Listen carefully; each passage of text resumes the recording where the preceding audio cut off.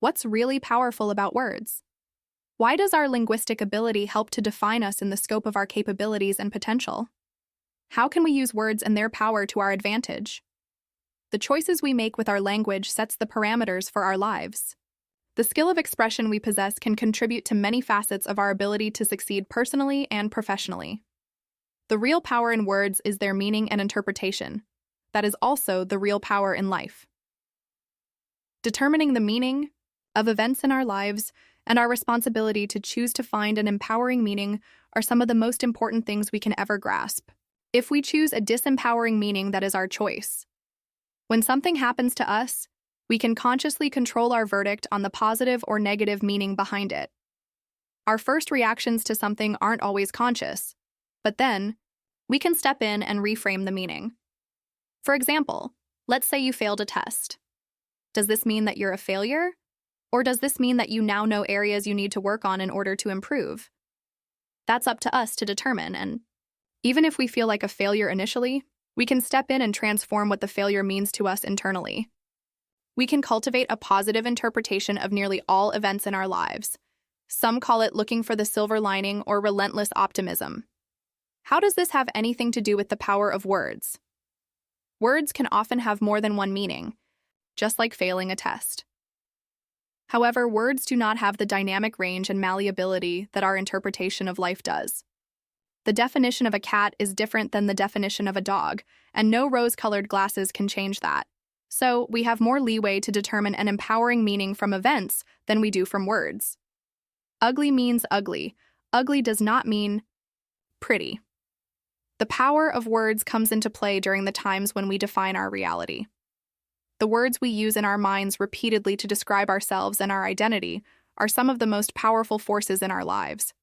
If we constantly utter self-deprecating language in our internal dialogue, we are allowing the power of words to work against us.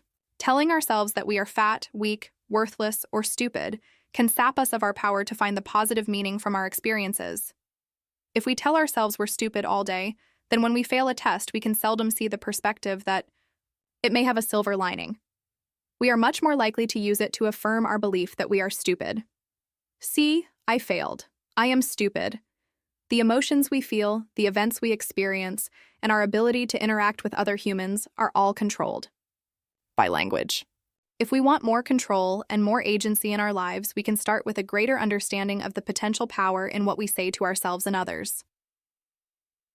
Some of the power comes from the words themselves, and some comes from the emotion and intensity in which we use them. If we say to someone, "I hate you," in a playful tone, with a smile and laugh, we can be sure to receive a different reaction than if we shout it at the top of our lungs in an aggressive tone. Our words are also filtered by those who hear them, and based on their psycho-emotional state, they can interpret their meanings far differently than we intended.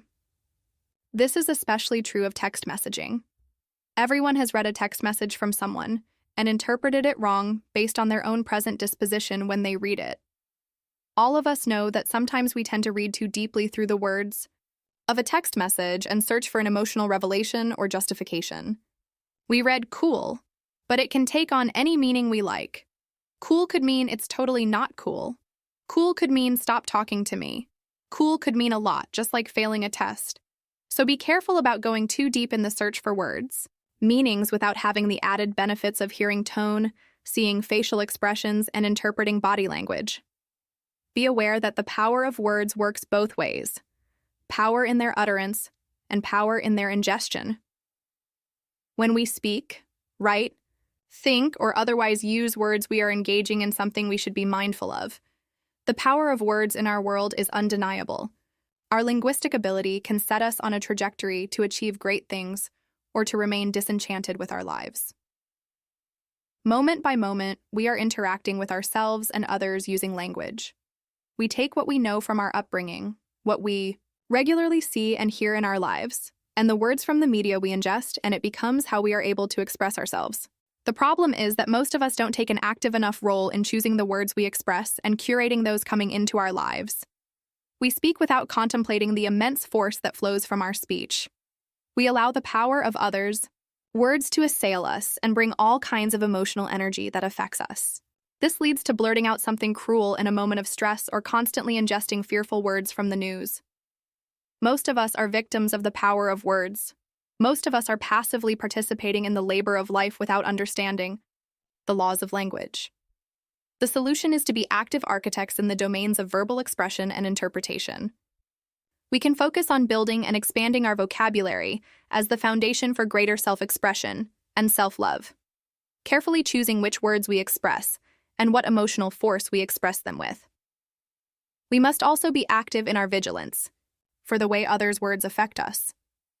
We can wrongly interpret the words of others based on our own emotional lens, but we can also falsely tolerate the words of others that we would be better off not exposing ourselves to and internalizing. Don't ignore the power of words. This power will play a perpetual role in your life. Our ability to find love and joy rely entirely on the frequency of those words being sought, expressed, received, and understood. We must not ignore the opportunity to gain a greater understanding of the words we hear and use often. Look up the definition of familiar words and learn a greater depth and appreciation for the meanings we seldom revisit once we know the meaning. Look up love and joy and see how that can help remind you of nuances in the words we often forget. Some words cannot be defined by others, only by ourselves. Success and happiness are two such words. We mustn't allow a definition of success that is not our own control our whole life. Nor must we tolerate chasing after an underdefined happiness. Without asking what success and happiness mean to us, we are diminishing the power of those words and our ability to manifest them. If words help shape and define our reality, then etymology is physics. Understanding the words we use regularly is as important as understanding the physical laws of nature. An expanded vocabulary is an expanded universe,